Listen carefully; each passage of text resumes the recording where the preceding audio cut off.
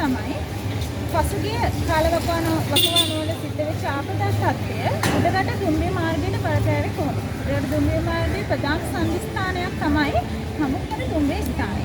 එතකොට නමුකන දුම්රිය ස්ථානය සහ ඒ අවට ආපදා තත්ත්වයට ලක්ුණේ කොහොමද?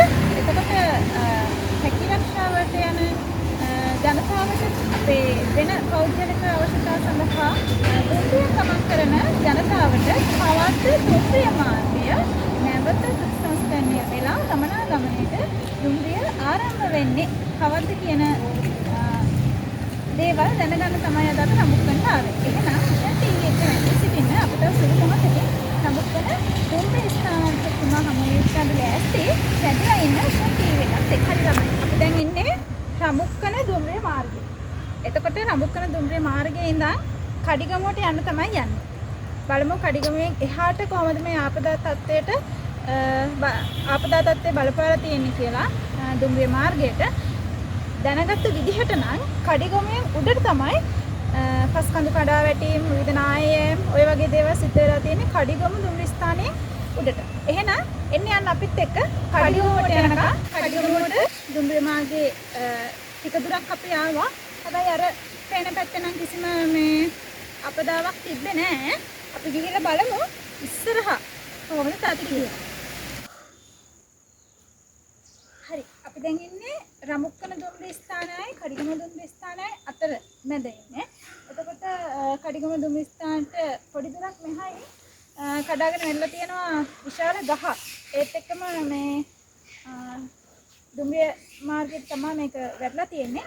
ඒත් එක්කම වලට එහා පැත්තෙන් පේනවා ලයිට් කණු. ලයිට් කණුව කැඩිලා එතනත් ආපදාවට ලක් වෙලා තියෙනවා. ඊට පස්සේ මේ තනිකර විදුලි රැහන් ඒ පද්ධතිය ඇවිල්ලා තියෙන්නේ දුම්රිය පාරට.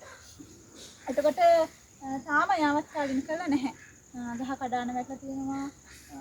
බස් කීපයක්ම දෙකක් නේ කීපයක්ම තියෙනවා. මෙතනින් එහාට යන්න බෑ.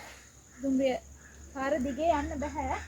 සාමාන්‍ය මගේකටවත් යන්න බැරි තත්ත්වයක් තමයි තියෙන්නේ.